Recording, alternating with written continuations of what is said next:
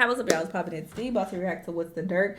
Kendrick 616 and LA Diss actually explained tons of new info. Several of you told me to react to this, and I gotta check it out. It's epic, so here we are. Also, side note, I heard that it's heavily rumored that Drake is going to respond to Kendrick's music video for Not Like Us. Like, when that drops, he's gonna have something ready to drop in response to it. Because as many of you know, Kendrick just wrapped up filming for that, and yeah, I'm just like, my boy. Just stop. Just take your L, okay? You lost. Just go write a hit or something. Like, what?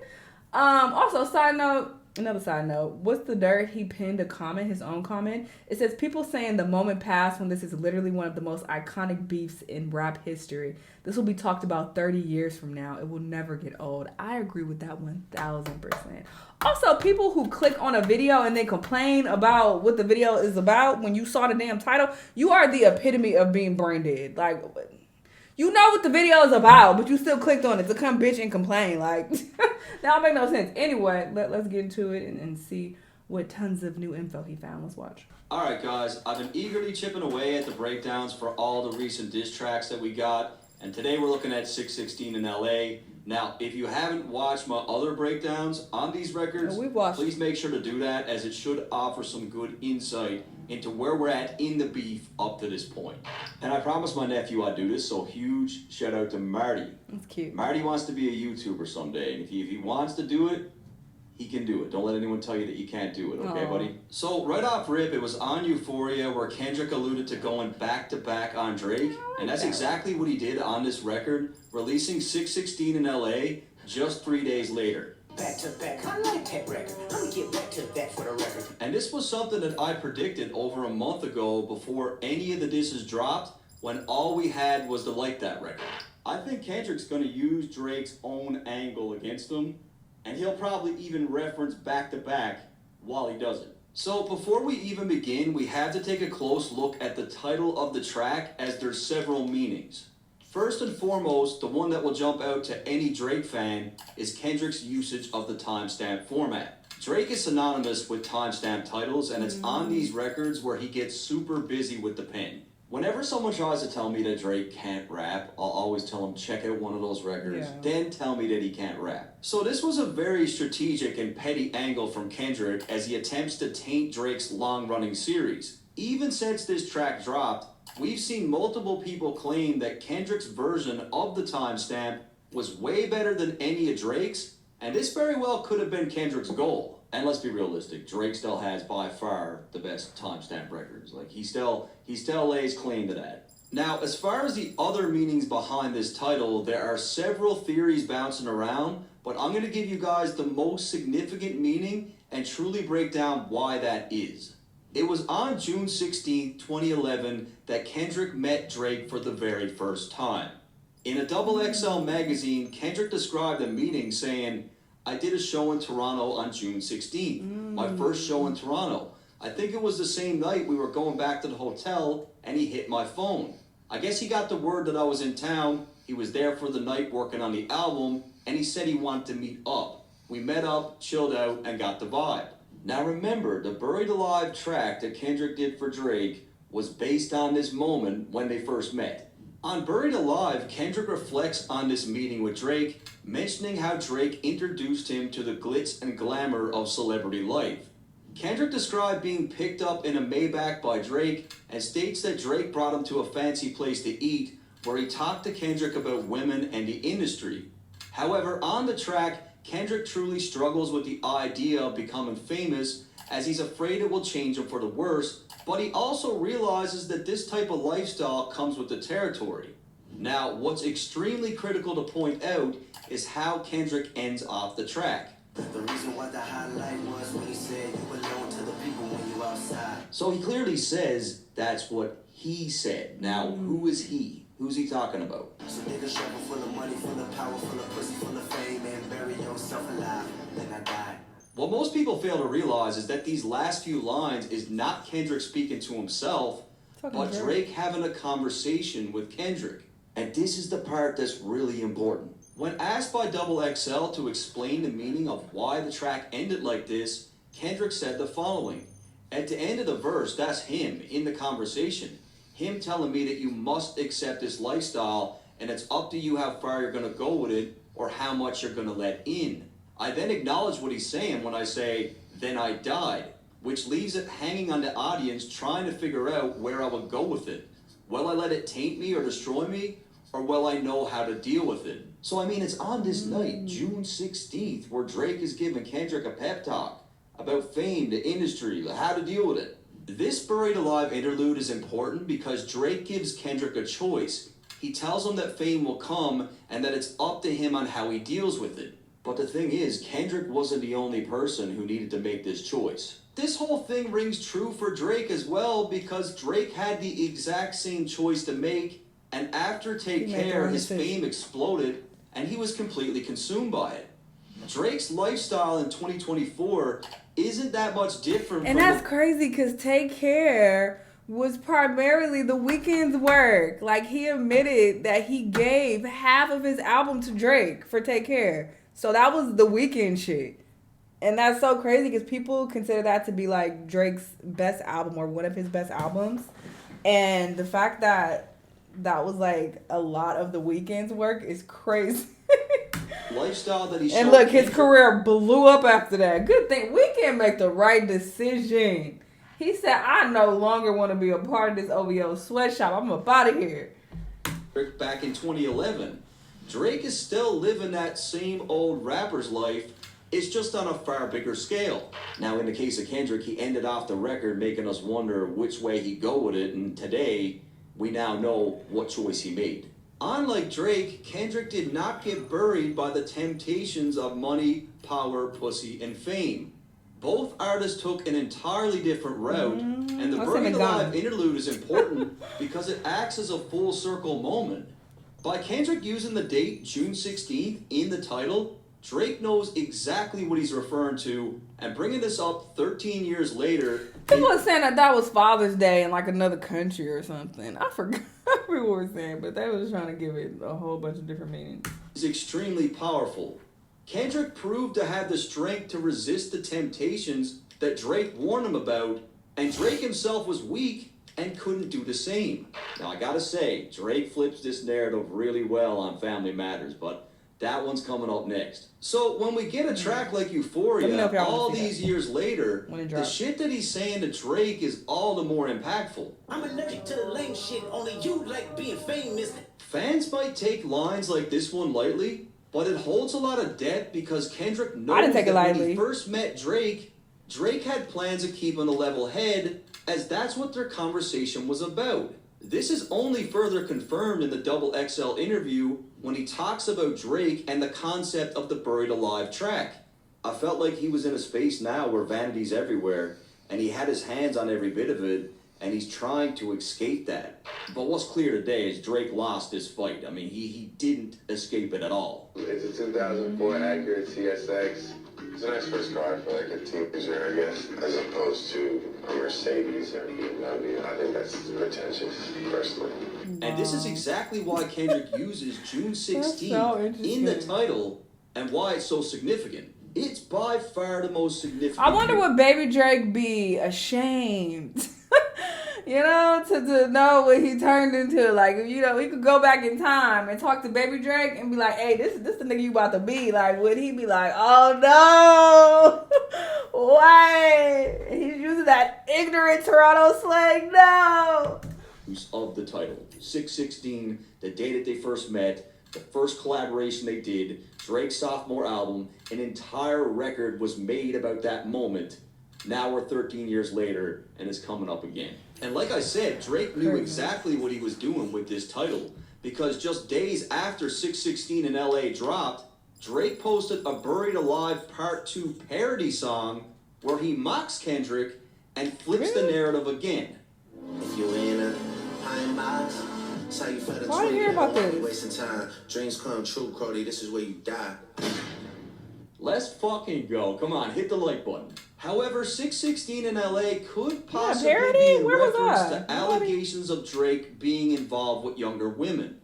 As you guys know, Drake goes by the Six God, and 16-year-old girls for him might just be prime real estate. That is the allegations. Allegations. Now, this is only further supported when we look at a That's the young girl he woman was by the talking name to. of Bella Harris. Yeah. Bella is an LA-based model who even at the age of 13 stood at a height of 5'10", and she skipped the teen division of modeling and moved directly up to the women's division. So get this, at the age of 13, this child is being like categorized and showcased as a full-grown woman. When I was about 13, I was really tall. I was like 5'9", and everybody's like, "Oh my God, how old are you?" I'm 12 and 13. And back in 2018, the internet went crazy as Drake was spotted with a then 18-year-old Bella taking pictures that resembled that of a happy couple. This shit feels like teenage fever. However, Drake has ties with Bella that dates back to 2016, and given Kendrick's angle throughout this beef, I think this is what he's talking about. This is a picture of Drake and Bella at Rihanna's Anti-World Tour. As you can see, the date of this photo was May 5th, 2016. And why you all leaning on her like that? Get off that somebody's daughter. The fuck? When we look at Rihanna's tour history, I already talked about that. she was indeed in LA for that date. Then when we look at the fact that Bella had literally just turned 16, just 1 month before this photo was taken, it's all the more compelling. 616 in LA, Drake the Sixth God was indeed with a 16-year-old girl in LA. And I mean, Kendrick said he had 5 more diss tracks in stock. And I believe him. I think he was about to get far deeper into this shit, had this thing kept going. Furthermore, Kendrick dropped the record at 6:16 a.m. Pacific Standard Time, which is 6:16 in LA. Then we got the fact that June 16th is Tupac's birthday, and considering that we've seen a few references to Pac in this beef already, this one seems to make sense.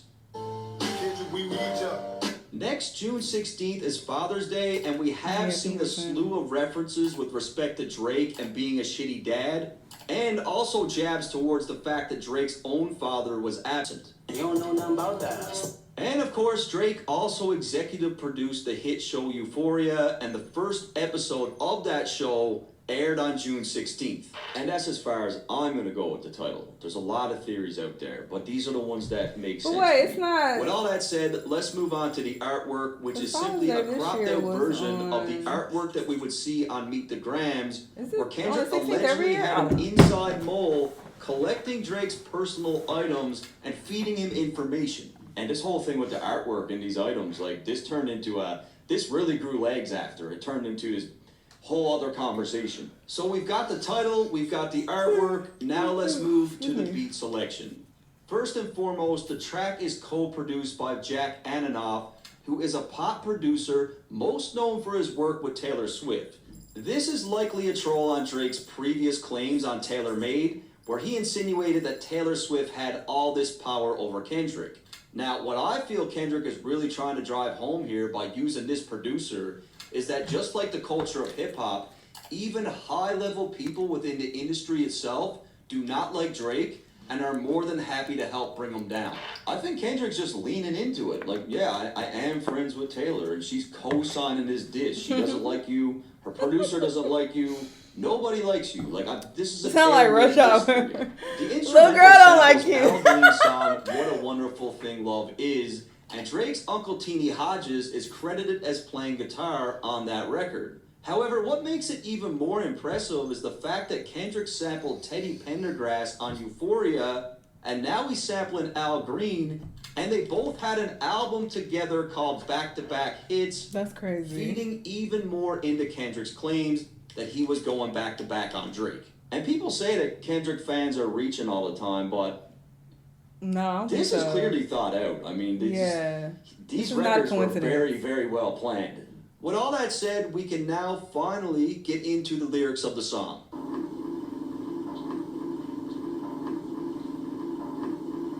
Actually, I'm just kidding. No lyrics yet, because did you hear that noise? Like, what in the fuck is that? People were claiming that this sound was from the B12 liposuction machine, which was something that Kendrick referenced on Euphoria. But when you really listen to that machine in action, it doesn't sound like this at all.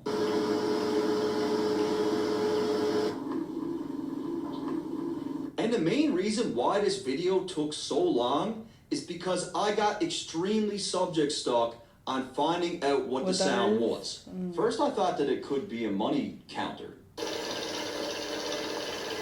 I thought maybe it's a lie detector test.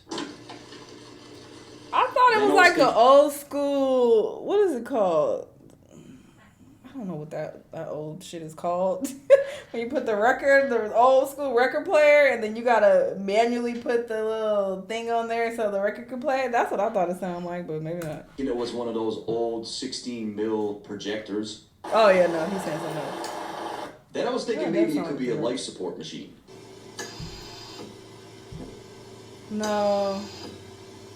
I was manipulating an equalizer, changing the pitch, adding plugins, wow. still couldn't narrow it Real down. dedicated. And if it wasn't for my girlfriend, I would probably still be doing it right now because she had to tell me, Matt, it's time to move on. It drove me crazy Shout out because to there's her. no way that Kendrick's looping that sound for as long as he did. And it means nothing. Like, it means something. And Drake's probably the only one who's going to pick up on it. Yeah. However, something I do feel fairly confident about is that if you really listen to the beat closely, Kendrick chooses to chop up the Al Green sample and loops it so that it sounds like he's saying, "Boy Wonder." Now, you gotta remember, this track is in response to the Push-Ups record, where Drake sampled the drop from Who Kid. And as we know now, this drop turned out to have a hidden message that flew over all of our heads, as Drake will later announce that Kendrick's child might not be his. No, that's fire. And for that reason, I feel like it's on this track where Kendrick is using one of Drake's close producers to also send some sort of message. By using this little sample, I feel like Kendrick is trying to get inside Drake's head to cast doubt on who the mole could be in his camp. Drake commonly refers to himself as the boy, and in this case, I think Kendrick is asking Drake to think. Kendrick got the boy wondering, like, I wonder who's leaking all my info. I wonder who's the mole. Like, boy, I wonder who's doing all this shit. There's survival. So right off rip, Kendrick references Drake's track Survival. Now, Survival came at a time when Drake was fresh off his loss from Pusha T, and he was still heavily beefing with Pusha and Kanye at this time. As you guys remember, Drake allegedly had a career-ending red button diss for Pusha and Kanye, but he held it back, and it's on the Survival track where he appears to make mention to wanting to drop it. I was about to, man, I thought about it. It's unsettling to talk about it. So Drake leaves a blank in this record, and it's up to the listener to interpret what this could mean. But the way that I see it, he was either talking about putting a hit on Pusha and Kanye, or he just really wanted to drop that track, but it was so scathing that it was unsettling for him to even think about where he was about to go with it. Simply because it crossed the line of music. Either way, the common denominator in this case with respect to Kendrick is the fact that Drake is now saying the exact same thing to him. Again, Drake is making claims that he has some lethal secret, threatening to drop it. This ain't even everything I know, don't waste a demon up. However, Kendrick's own senses are telling him that Drake is lying, as he claims that he thinks, smells, and sees the bullshit coming, and just like the alleged held-back Pusha diss, Kendrick claims he sees no fire. I feel like he's saying, you were bullshitting then, now you're trying to pull the same stunt again. Bullshit You're now. full of it. Off-white Sunseeker, had the marina. Fuck a phantom, I like to buy yachts when I get the fever. So right away here, any seasoned Drake fan will tell you that when it comes to timestamp records, Kendrick is clearly matching Drake's subject matter stylistically. Is there more to life than going on trips to Dubai? Yachts on the 4th of July, G5 soaring the sky. Roll, big body, wide body, Calabasas, roll winder, sun shining, wax tires. But here's the thing, I don't think Kendrick's rapping from his own perspective here at all. I think he's rapping as Drake? if he were Drake. 13 years ago, Kendrick ended off the Buried Alive verse speaking in the perspective of Drake, and I feel he's now circling back to do that again. Off-white Sunseeker, had the marina. Fuck a phantom, I like to buy yachts when I get the fever. So, rapping in the perspective of Drake, he says Off-White Sunseeker. Now, this would be in reference to one of Drake's close friends, Virgil, who not only had the designer brand Off-White, But also, during a 2022 Louis Vuitton fashion show, the background music for that show was an album by Tyler, the Creator, called Sunseeker. And this was Virgil's baby. This was his show. He directed it, and rest in peace to Virgil. Secondly, a Sunseeker at the marina is in reference to a company called Sunseeker, which is a builder of luxury yachts. But in the next line, things only get deeper. In the second line, Kendrick, from the perspective of Drake, claims that he's tired of buying Phantoms and now likes to buy yachts when he gets the fever. First and foremost, you gotta think about this. Kendrick does not rap about flaunting a lavish lifestyle. He doesn't own a yacht. He's not one for buying yachts. This is just so far outside of the subject matter in his music and what he represents, and that is because he is rapping as if he were Drake. I don't believe that this first chunk of the verse is from Kendrick's perspective at all. A Phantom is a model of car from Rolls-Royce that Drake not only owns multiple variations of, but he's mentioned the Phantom in at least 10 different tracks over the years, maybe even more. Now I'm in the Rolls with illuminated angel. All my Rolls Royces got a different body facts. Bought a white ghost, now shit is getting spooky. Leg hanging out the Phantom. However, Kendrick is painting it as if the Phantom is no longer scratching the itch for Drake. He needs to go bigger, which is exactly what he did when he rented the Ocean Coral yacht in 2022. No one will say for sure how much Coral Ocean is worth, but I can tell you it's well north of $100 million. When Drake rented this yacht, he was going all over the place. Like, he was traveling everywhere. Now, here's where things take a turn and get a lot darker. Following up on his previous line about yachts, he claims that he likes to buy yachts when he gets the fever, and the Fever is another builder of luxury yachts. This is where it goes left. The Sunseeker has another line of yachts called the Predator, and as we know, Drake has a song called Teenage Fever. Now, where it gets crazy is when we look at Drake's relationship with Millie Bobby Brown. Here she is with Drake on a yacht at the young age of 13. This photo was taken in 2017. His yacht? Oh, nah, that's weird. Yeah, there are yachts in the back. Young age of 13. This photo was taken in 2017, shortly after his More Life album dropped, which had the track Teenage Fever. That is sick. And coincidentally enough, the media was categorizing the More Life album as yacht Why rap. was this little girl on your To yacht? put the cherry on top, where was this picture taken? At a marina. Think about it. Sunseeker has a yacht called the Predator. Drake's More Life album was being called yacht rap. It had a track called Teenage Fever. He's with a 13-year-old girl on a yacht, and in this picture, they're at a marina. This is not a coincidence at all. It's not. And Kendrick drops plenty of little clues here just in how he pronounces certain words. And if you pay attention to how he says, I like to buy yachts, he's actually making a reference to Dubai yachts. Fuck a Phantom, I like to buy yachts when I get the fever. Is there more to life than going on trips to Dubai? Yachts on the 4th of July. And back in 2015, Drake was very happy to announce that he was on a yacht in Dubai. And if you're familiar with Kendrick's catalog, you'll know that he does shit like this a lot in his writing. Wine cooler spill on my white t-shirt, that sightseer. So again, Kendrick is rapping as if he were Drake. Not only does Kendrick hardly ever drink, but when he does drink, it's exclusively wine. Yeah, I drink a little bit. What's your preferred beverage? Just wine. Like What about, have you I was just about to say, nigga, how you know? But thanks for the proof. Now, there's a huge difference in wine and wine coolers. Most men do not drink wine coolers. I'm talking about fruity drinks with soda and tons of sugar. Kendrick uses little keywords like this to let the listener know that this is not his life we're talking about. Kendrick's not drinking wine coolers, guys. Drake is the guy. Where's he from? He's clearly not American. I hear some foreign accent. But yeah, in America, we call wine coolers something else. We don't call wine coolers mixed drinks. But that loves wine coolers. That's pretty much all he drinks. And what's even more interesting is how wine coolers became his beverage of choice in the first place. Were you drinking white wine spritzer? I was. That's my drink of choice. It's basically my mother had a friend who I was always sort of like infatuated with, but we used to go to her house and be poolside. okay, he clearly drinks wine coolers as well. I was only making the point that, you know, the mixed drinks that he was showing that's not what we consider a wine cooler. But this nigga also likes wine coolers apparently. She used to like fill up a white wine spritzer and she would like casually slide it and leave it there, and then she'd just show up with another one, and I always felt like she was trying to send me a message.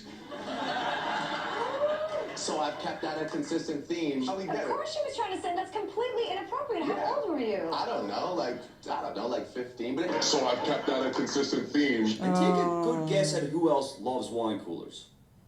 Women. Teenage girls, right? And coincidentally enough, with respect to this line, a 17-year-old Madison Beer attended Drake's Memorial Day party in 2016, and she shared the following story. I met him actually like 2 years ago at his Memorial Day party. Funniest thing about Drake is he drinks wine spritzers, like that's all he drinks. I was like, can we go to the bathroom in your room? I was like, I just really don't want to wait on this line. And he was like, yeah, of course. And this girl had like a vodka cranberry or something in her hand, and she tripped and fell and spilled all over Drake, like all over his like white sweatsuit. At this point in time, Madison had just turned 17 2 months prior, and this only acts as further proof that Drake seems to allow much younger girls at his parties. Madison claims that Drake loves wine coolers, and then states that someone spilled the drink all over his white outfit. Kendrick seems to have been gathering this information about Drake for a very long time, and on this track, I feel when I think of wine coolers, I think of like. Fun fact though, his house that he I'll has, put it on he has the a screen, bathtub that is literally the size of this room. But just Google wine coolers and you'll see. This is what I think of. Can I just lay here and like chill? I even found some footage of this exact Drake Memorial Day party where you can tell that the women in attendance, to me, don't really look like grown women. I mean, come on, guys. That's even one in the front. This exact Drake Memorial Day party where you can tell that the women in this one especially right here looks really young. Attendance, to me. Look at her. Don't really look like grown women. I mean, come on, guys. Like, I'm a fair man, but like, I'm not even assuming here. Like, these are clearly teenagers, right? And when he talks about wine coolers, he's talking about shit like this. Following up on the previous line, Kendrick writes for Drake by calling himself a sightseer, which is exactly what Drake was doing in 2022 when he rented that $50 million yacht. Here he is in St. Bart's at a New Year's Eve yacht party, and what we can easily conclude about this party is that teenage girls were definitely in attendance because there's clear evidence of this happening. I got back from St. Bart's on Monday, and so there was an after party that we got invited to. It was on the Vava. So many cool people there. We talked with Drake for a little bit. This girl was born on February 5th, 2004, which would mean she was only 17 years old during this yacht party. I was just in St. Bart's with Drake and like 150 supermodels in it. And I think that Kendrick knows something about these parties. I do. Trifecta, money, morals, and culture, that's my leisure. In the second line, Kendrick says trifecta, money, morals, and culture, that's my leisure. And again, this has nothing to do with Kendrick as he continues to rap as Drake here. First off, I did not look that deep into this record at all because I wasn't really a fan of it. I didn't feel like it had much replay value for me personally to keep listening to over and over. So this was my least favorite in the disc. So I listened to this maybe a few times, but yeah, I wasn't thinking that he was speaking from Drake's perspective. I didn't think twice about it actually. The definition of a trifecta pertains to gambling on horses, where to win you need to guess the 3 winning horses in order. That means that in the case of this line, money would come first, morals would come second, and culture will be last. This is how we can easily rule Kendrick's own perspective out, as money is definitely not his first priority. Again, it's little things like this where it's clear to me that he's not rapping from his own perspective here. Really, money really don't make me. I'm learning that now. You know, that's not really my peace of mind, having money. In the case of the line as it pertains to Drake, money is seemingly at the forefront of everything that he does. He's willing to put aside morals and culture to get it. This explains why morals and culture come in second and third place within the trifecta. At the end of the day, those two things will never really matter for Drake, as money will always dictate his every move regardless. I mean, when we look at a trifecta by definition, like what it means, the line makes literally no sense pertaining to Kendrick. My visa, passport tatted, I show up in a visa. Once again, I'm not sure how this would ever pertain to Kendrick, as he never raps about shit like this, and there's no documented proof that he has ever been to Ibiza. Not only that, Ibiza is known as the party capital of Europe, which doesn't really seem to be a place that fits into his lifestyle.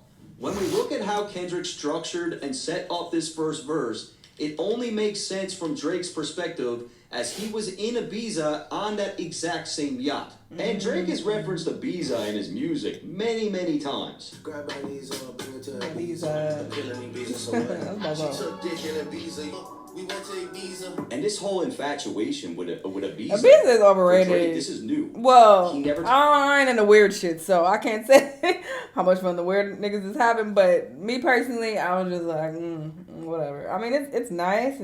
They have pretty beaches, but I don't know.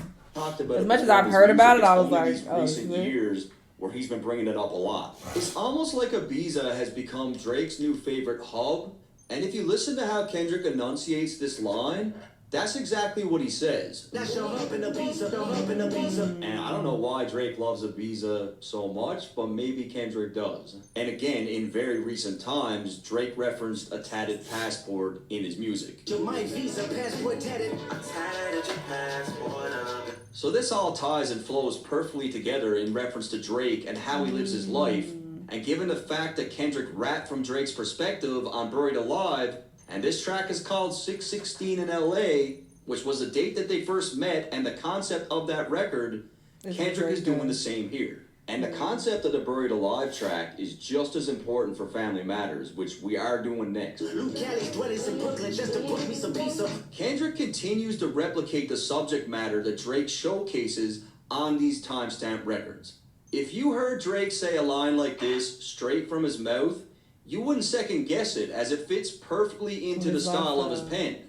Eating like I'm seated at Swiss Soto and Yoso's. Catering is from Giorgio Bardi, Robin's favorite. Oh yeah, he nailed it. It is bang on how Drake raps on these tracks. Bang on. It's just the way he enunciates shit. It's very cryptic. Like, he doesn't even say pizza. He says pizza. Just to book me some pizza. And book me some pizza. I mean, black people do say pizza. So I don't know about that one. You might be a little off there, brother. Because, listen, I know a lot of black people who pronounce it pizza. That gets on my nerves personally. I don't say that.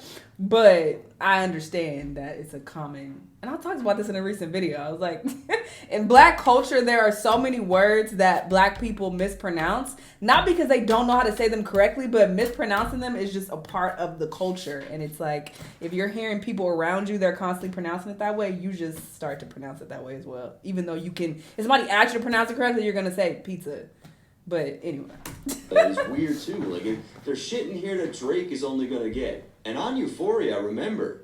Kendrick said that he hates the way that Drake sneak this. Or black people are only going to get the way that you sneak this. If I catch fight, it's going to be direct. And what Kendrick means by that is Drake will diss someone and only his intended target will pick up on it. And due to the fact that Kendrick is mirroring his style and writing from Drake's perspective on a timestamp titled record, this first verse is riddled with shots at Drake that only he understands. And that's why the beginning of this record doesn't even sound like a diss, because he's writing in the style of Drake. That's why I probably didn't really care for this. But he's dissing Drake the way that Drake disses.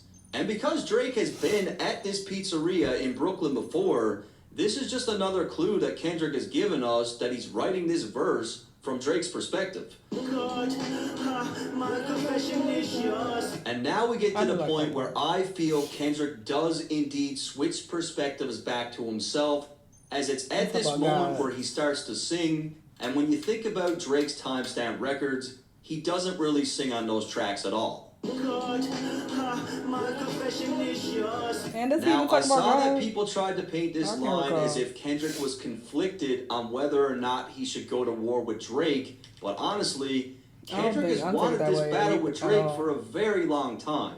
But who am I if I don't go to war? I don't think he's like he's saying conflicted he gotta about go to the war itself, but he knows where he's about to go with this thing, and he's more or less confessing to God before he even puts his plan into action.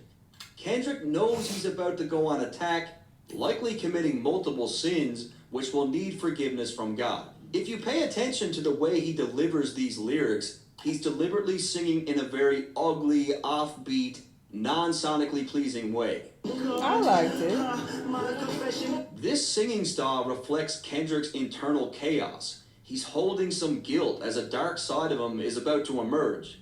It's like he's saying, like, I'm sorry, God, like ahead of time, I'm sorry, but I gotta do this. There's opportunity when living with loss. I discover myself when not for sure. Some people thought that this meant Kendrick was worried about losing to Drake, and if he did, he learned something from it. Hideous. But I don't think Kendrick even considered the possibility of losing this battle.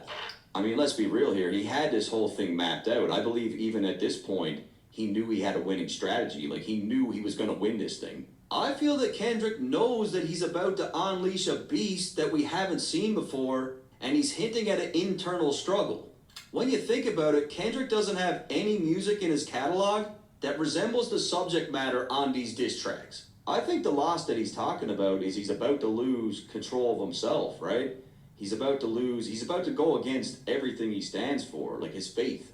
However, being a man of God, he knows that the Lord will forgive him. And he knows that going through with this thing will offer an opportunity for even more growth. Raise my hands toward fallen sky. I fantasize me jumping planets immortalized. I correspond. So A Fallen Sky is basically an aftermath of a disaster, and it's here where Kendrick is daydreaming about the results of the war.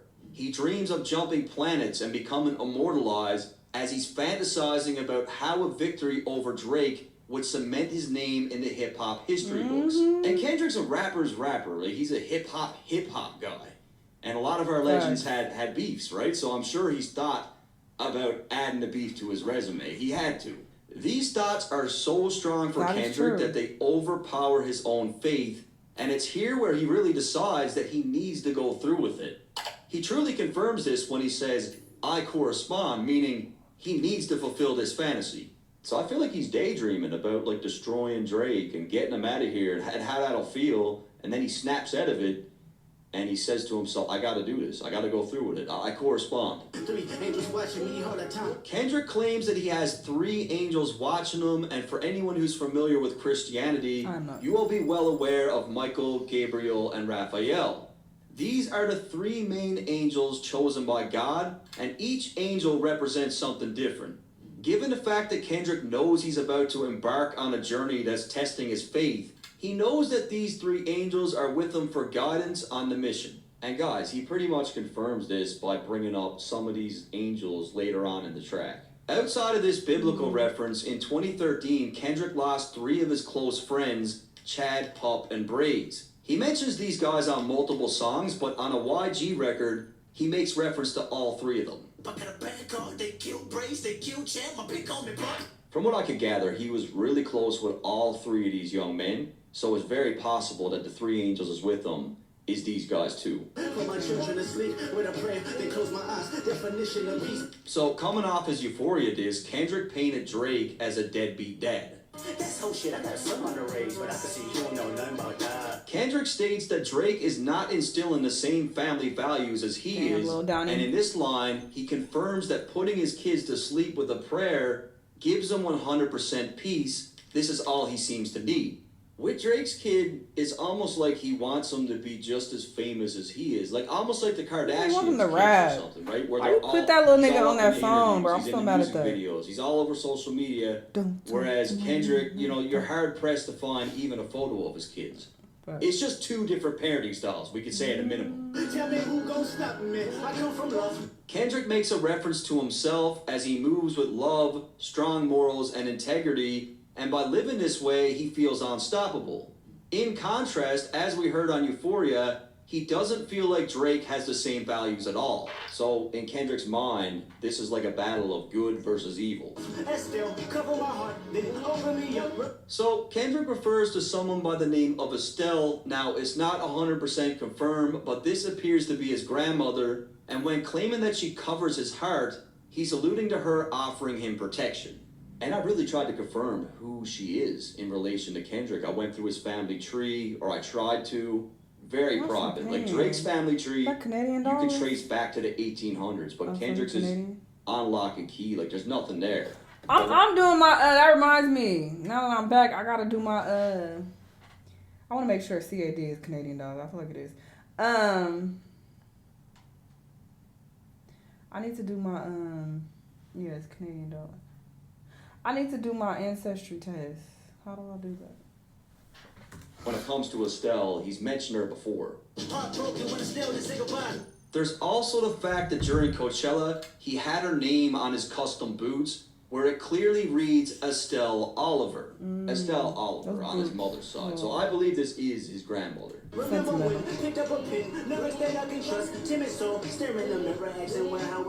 Kendrick appears to be reminiscing on a simpler time. When he first picked up the pen, he didn't have much to prove, but it also seems like he didn't have a lot of confidence. It suggested in the previous line that Estelle helped open him up, possibly helping him come out of his shell. And by all accounts, he was a very shy child, which really isn't that uncommon for these artsy type of kids. Like, they tend to be more withdrawn, right? And Kendrick himself once shared a story of just how shy he was. There was a math question that I knew the answer to, but I was too scared to say it. And then this little chick said the answer, and it was the right answer, my answer. That bothers me still to this day, being scared of failure. And from his past lyrics, we know that his grandmother had a huge impact on the entire family. Ever since grandma died, everyone parted ways, argue on holidays. He even said that all those Grammys that he won, when he won all those in a my family row, too. he said those We used to all have family reunions and everything. When she passed, all that went to shit. Just like, damn, that sucks. at her house. My 7 trophies to set my grannies in heaven's arms. And he did say when she passed away, he was heartbroken. Grandma said I get some Jordan for my grave. That's my baby. When she died, my heart broke her anyway. So when he was younger, it seems clear that this woman had a huge impact on his life.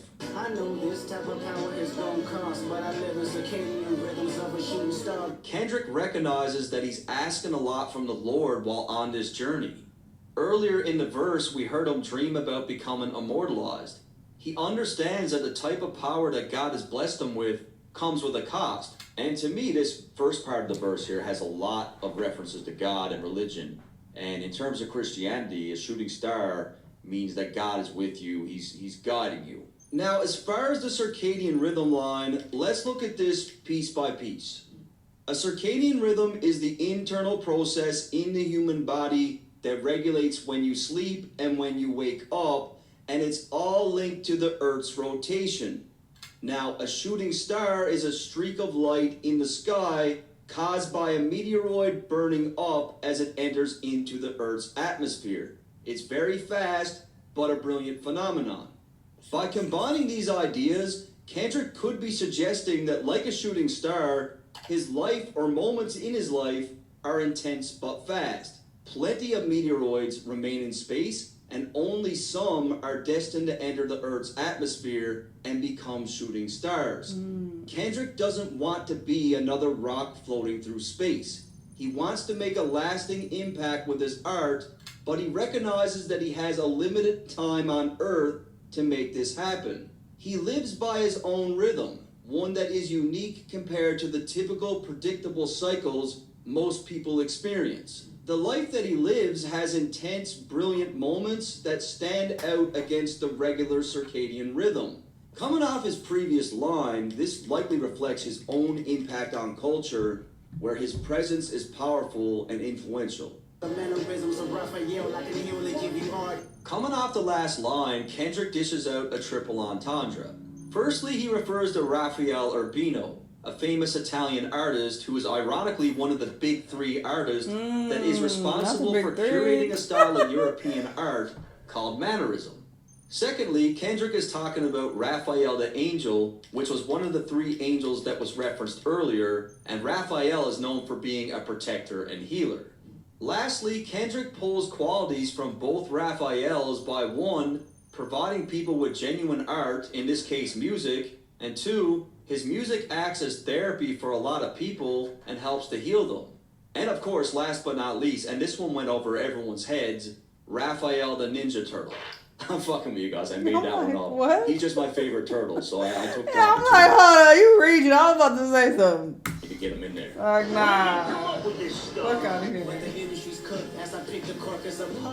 So I look at this line very different from everyone else, and I'm not saying I'm right, but just hear me out.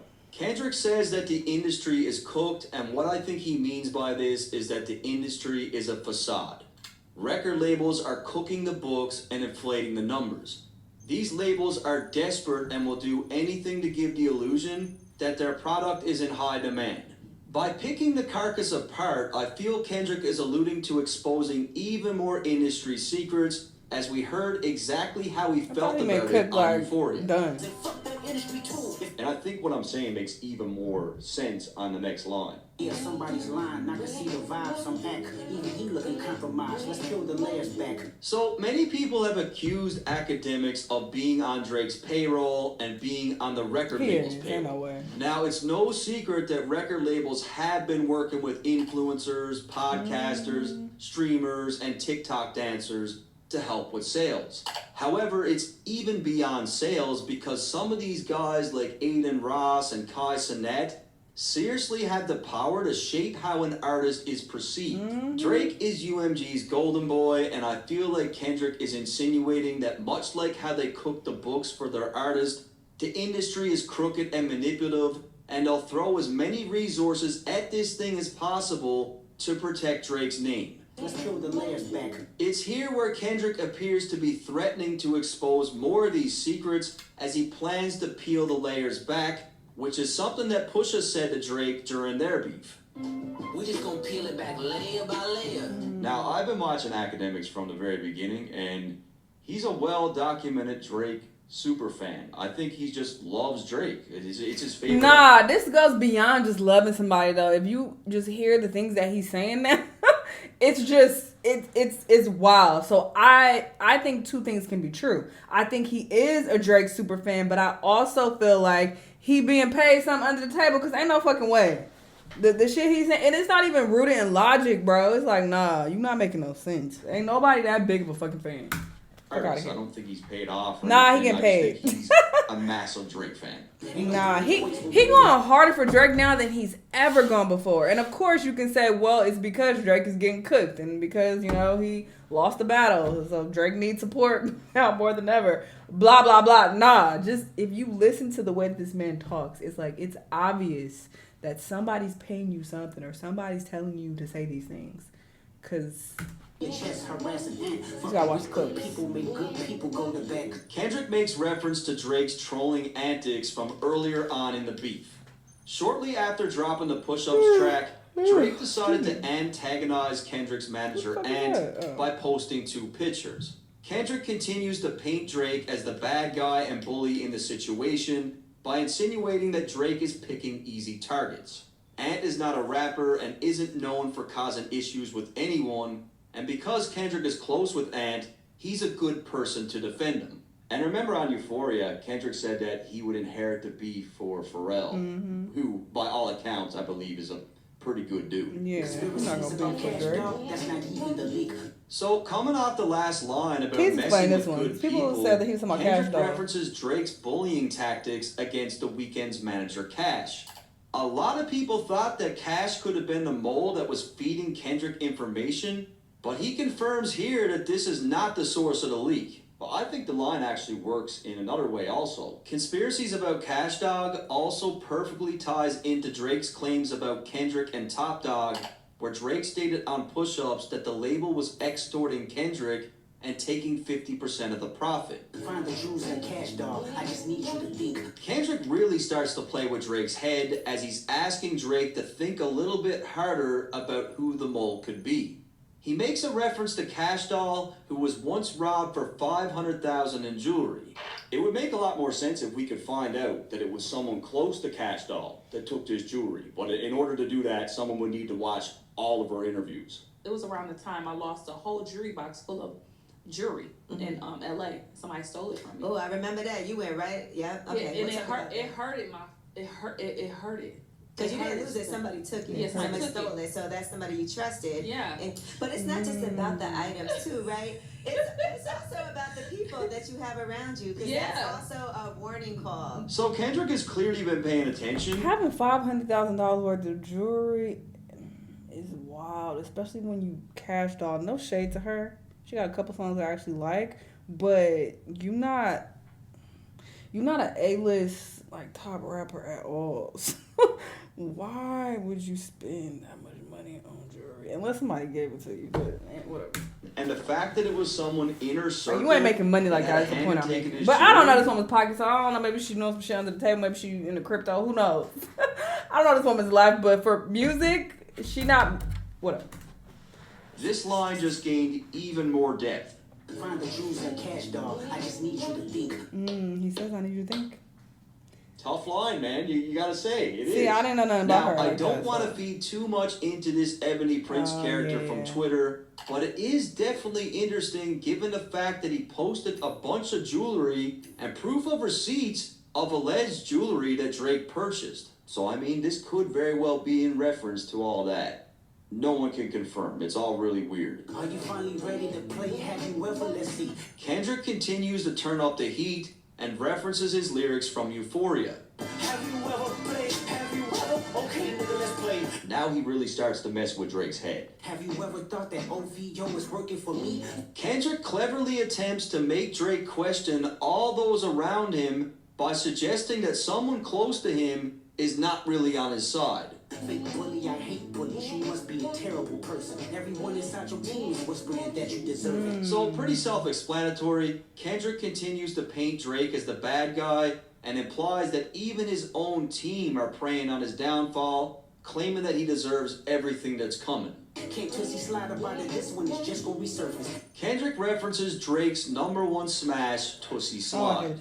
This was a track that had everyone dancing during the summer of 2020, which is something that Drake is really good at doing.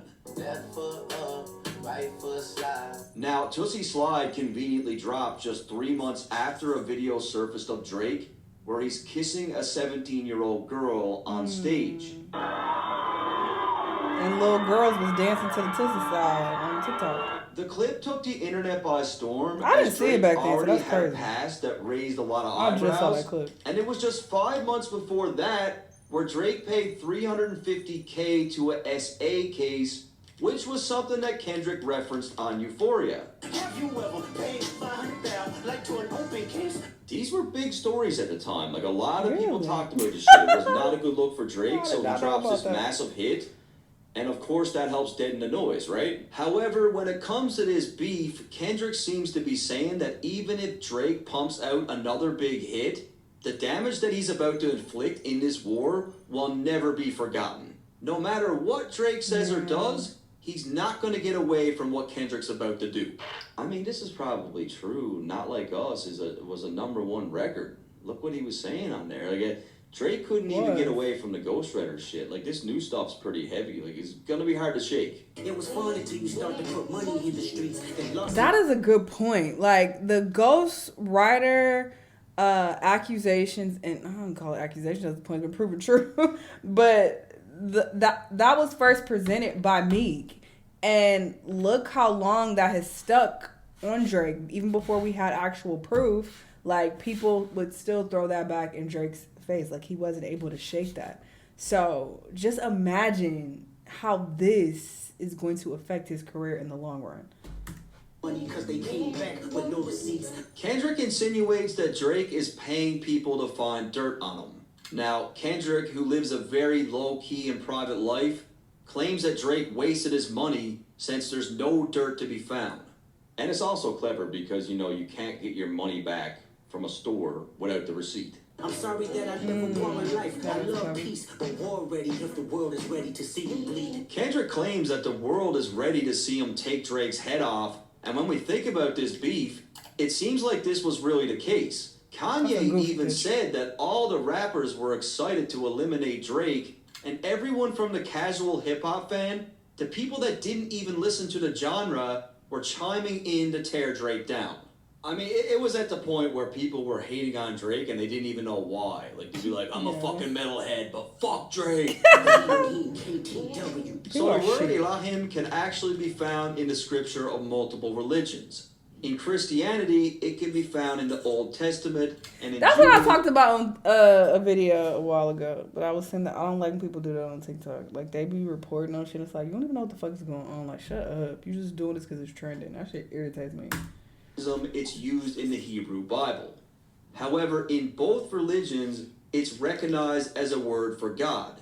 Kendrick could be using this here as a word of common ground between the two religions to state that regardless of the faith, he is the God.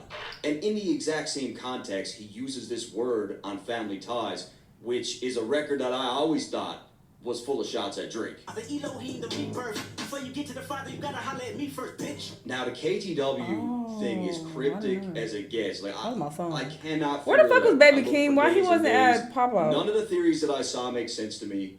I think it's something that only Drake is going to understand. But if one of you guys know or you think you know, leave it in the comments. It drove me crazy. No, you can't sleep. These images trouble you. Know the wires in your circle should puzzle you. Kendrick continues with the mental gymnastics. He paints Drake as someone that is tossing and turning to figure out mental gymnastics. He paints Drake as someone that is tossing and turning to figure out who the mole could be in his camp. He does this by referencing a wire in his circle, which is something that rats will wear when gathering information for the feds. And this is going over all of our heads because clearly the line is layered. There's something there. It's very eerie. It's very cryptic. There's something we're missing. If you were street smart, then you would have caught that your entourage is only to hustle you. Kendrick comes in with a bit of a cultural reference here. Drake isn't from the streets, but over the years has surrounded himself with street people. It's not uncommon in hip-hop for a Which is so interesting because 21 Savage, he basically proved to us that he still has that in him to try to hustle niggas who are not very street smart when that situation happened with Aiden Ross. So, like, what do you think he's doing with Drake? Someone who he works very closely with. He can identify that Drake isn't street smart. He can recognize that I can get over on him. So just imagine what he's been able to swindle out of Drake. Himself with street people. I don't think they have a real genuine relationship at all. From the streets, like, but over the years has dudes like 21 Savage, he don't get close with niggas like Drake. So I've always side-eyed their close brotherhood. I'm just like, So maybe, 21 just feel like he's been using Drake. I don't feel like they're real friends, to be honest. Himself with street people. It's not uncommon in hip-hop for a rapper to have an entourage of people who are only around for their own benefit. So Kendrick's saying, like, Drake is so ignorant that he believes that these guys really like him when they're just using him. And Kendrick's a little wiser to it. Like, he's seen this play before. 100 niggas that you got on salary, and 20 of them want you as a casualty. Kendrick makes reference to the people on Drake's payroll. Now, this could be a reference to anything from the people that signed to his label, the team of writers that he's employed, streamers like Aiden Ross or Kai, his mob ties connection with Jay Prince, or any of the other street connections that he may have established over the years. And he's saying 20% of these guys want you out of here. They want you gone. And one of them is actually next to you, and two of them is practically tired of your lifestyle, just don't got the audacity to tell you, but... Now, I'll be honest, guys. I'm not going to sit here and pretend to know who Kendrick's talking about here. Is it 21 Savage? Is it 40? Is it Yachty? Is it Chubbs? Who really knows? It does seem very specific, and Kendrick says this with such conviction. I keep saying everything but about at the same time, this could also just be a war tactic to get inside Drake's head even further to make him question absolutely anyone that's close to him. It's a crazy angle, but no one knows for sure who he's I know. My spidey senses is playing dirty with propaganda, hit blow up on you. Coming off the last line where Kendrick claimed that people close to Drake don't have the heart to tell him the truth, Kendrick claims that he's about to give some advice to Drake as he can see through his dirty propaganda and suggests that it's going to blow up in his face. This could be in reference to the narratives that Drake has been planting about his failed relationship with Whitney, the 50-50 split rumors with TDE, using streamers like Aiden and Kai to help with public perception, or cooking the numbers. You're playing dirty with Zach Beer and Twitter bots. So remember what I mentioned earlier about Kendrick's thoughts on the music industry when it comes to cooking the numbers. Popular influencer Zach Bia hosted an online DJ segment on his Instagram during COVID-19. The show garnered a huge amount of traffic, and he even premiered Drake's hit Tootsie Slide. It's about to be the hottest song in the world. Song of the summer. No secret. What Kendrick is trying to get across here is that Drake uses every resource imaginable to manipulate the masses. He drives this home even more with the reference to Drake using Twitter bots during the beef, which is something else that he was accused of doing. But your reality can't hide behind Wi-Fi. Kendrick claims that what he's about to reveal about Drake will be so extreme that all his old tactics won't work anymore. Yeah. This ties perfectly into what he said earlier about not being able to Tootsie Slide his way out of the situation by using someone like Zach Bia for internet games. Your little means is losing steam, they figured you out. Kendrick claims that Drake's Instagram memes and the trolling that he was doing is losing steam, which is 100% correct. In hindsight, all the childish bullshit that Drake was doing online only made him look even more ridiculous when this beef came to a close. It really annoys me because when Drake went against Meek, he was quiet. He let the music talk. And now in this beef, he acted like Meek. He had the Twitter fingers. He was doing all these Was he memes. quiet? And it just made him look ridiculous. The first opinions is not convincing, I need a new route. So again, back to the streamers, influencers, podcasters, and media personalities. Many said that UMG and Drake were paying these people off, forcing opinions. It's a little bit ridiculous. I mean, even people were saying that I was paid off by Drake. Tons of people. What? It's like if anyone says anything good about him, they're on some sort of payroll. Like maybe he's doing some things right. Maybe some people agree with him. You know what I mean? It's time that you look around on who's around you. Before you figure that you're not alone, ask what Mike would do. So in the first line, Kendrick is advising Drake to take a good look at his team, assess the situation, and start questioning who's really loyal here. He then suggests that Drake is not alone with his OVO team, meaning that someone from outside is always present. I mean, this whole planting seeds of doubt in Drake's brain about his crew is like a huge angle in the latter part of this record. To end things off, Kendrick tells Drake to think about what Mike would do, which is definitely a reference to Michael Jackson, as he also quotes his song, You're Not Alone. What's even more interesting is the fact that R. Kelly wrote this record for MJ. Listen, R. Kelly. R. Kelly was the GOAT. I don't care what nobody said musically, obviously. This man wrote You Are Not Alone? The fuck? And we all know about R. Kelly and what he was into. Another MJ flip, and again, This one is fire. Finally, we also got to consider that MJ's personal doctor, someone who he was obviously close with, was proven guilty in court of killing MJ with a cocktail of medications. So again, Drake needs to be careful of who's around him because they might just be responsible for his downfall. And I gotta be honest with you guys, this record was extremely difficult to break down. It is very cryptic. That's why it didn't resonate with me, because I'm like, what is he even talking about? You know, I caught some things here and there, but, you know, a lot of it I was like, all right. It wasn't that straightforward. I know I missed a lot of shit, because I know there's a lot of stuff in here that Drake is only gonna get, and no one else will. But in saying that, we got Family Matters coming up next, and that's an amazing record, and I feel like it got overshadowed. I feel like a lot of stuff got missed. I want to watch that. I'm really, really excited to break down Family Matters. Very, very interesting. Yeah, this definitely puts things into perspective even more, because I didn't really understand this record that much. So he definitely broke down a lot of things that I feel like most of us missed.